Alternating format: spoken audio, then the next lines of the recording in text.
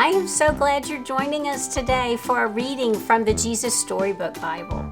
Remember, this book helps us see the stories in the Bible and remember Jesus and what he did for us in each story. So, get your book if you have it. Get ready to follow along and read along with the story. And then at the end of the story, there'll be a fun activity that you can do with your family.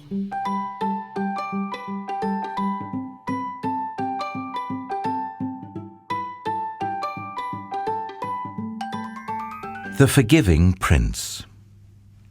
Jacob had 12 sons, but of all his sons, Joseph was his favorite. One day, Jacob gave Joseph a splendid new robe. It was beautiful and rich, with all the colors of the rainbow. But it made Joseph's brothers jealous. They wanted rich rainbow robes too.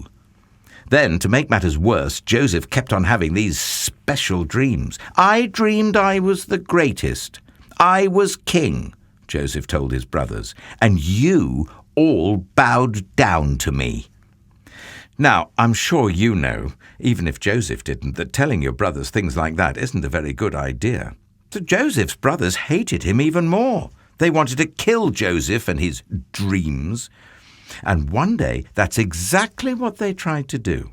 They tore Joseph's rainbow robe off him and sold him to slave traders for 20 pieces of silver. The traders took Joseph to Egypt and made him into a slave. The brothers went home and lied to their father, telling him that Joseph was dead. Ah, that's the end of that dreamer, they thought. But they were wrong. God had a magnificent dream for Joseph's life, and even when it looked like everything had gone wrong, God would use it all to help make the dream come true. God would use everything that was happening to Joseph to do something good. Meanwhile, though, things were not looking good for Joseph in Egypt. He was far from home and from his dad. Then he got blamed for something he didn't do. And even though he had done nothing wrong, he was punished and thrown in jail. But God had not left Joseph. One night, Pharaoh, king of Egypt, had a scary dream about thin cows gobbling up fat cows. What on earth did it mean? He didn't know. But Joseph was a dream expert, so Pharaoh sent for him. It means a famine is coming, Joseph explained. There won't be enough food. Pharaoh was so pleased by Joseph's skill that he immediately took Joseph out of jail and made him a prince.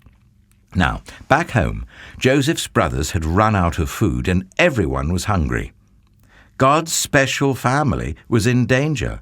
If they didn't get food soon, they would starve to death. So Joseph's brothers travelled to Egypt to buy food. They came and knelt before the new prince. His brothers didn't know that the prince was Joseph, but Joseph knew who they were. Joseph's dream, the one about his brothers bowing down to him, was coming true. "It's me!" Joseph cried. But when they saw it was Joseph, his brothers were afraid. They had wronged Joseph. They had sinned and they knew it. And now Joseph would certainly punish them. But Joseph looked at his brothers, and his eyes filled with tears. Even though his brothers had hurt him and hated him and wanted him dead, in spite of everything, he couldn't stop loving them. His heart, which they had broken, filled up with love, and Joseph forgave them. Joseph threw his arms around them. "Don't be afraid," he said. "Behind what you were doing, underneath everything that was happening, God was doing something good. God was making everything right again." Joseph didn't punish them. He rescued them. He brought God's special family to live safely with him in Egypt. One day, God would send another prince. a young prince whose heart would break. Like Joseph, he would leave his home and his father.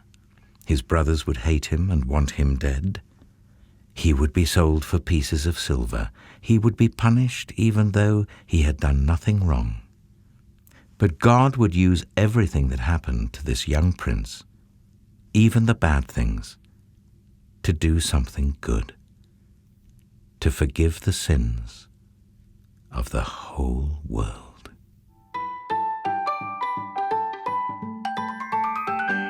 I hope you enjoyed our story about Joseph today. What we're going to do is we are going to make a collage to remind us of the colorful coat that Jacob gave Joseph.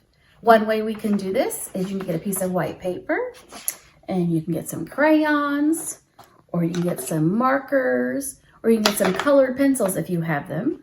And you can color the paper however you wish and color all over the paper so you can make a collage of lots of beautiful colors. Another way you can do this is you can get some colorful paper, like this construction paper I have here, and get some kids' scissors here. And you can cut out different pieces of the colored paper, or you can cut out strips of the colored paper and then glue it or tape it onto the white piece of paper. Make sure you save this. Hang it on your fridge, hang it in your room, ask your family where you can hang it, and save it so that you can also be reminded that God would one day send another prince to forgive the sins of the whole world. Okay. Know that the Lord, He is God. It is He who made us, and we are His. We are His people and the sheep of His pasture. Psalm 103. Way to go!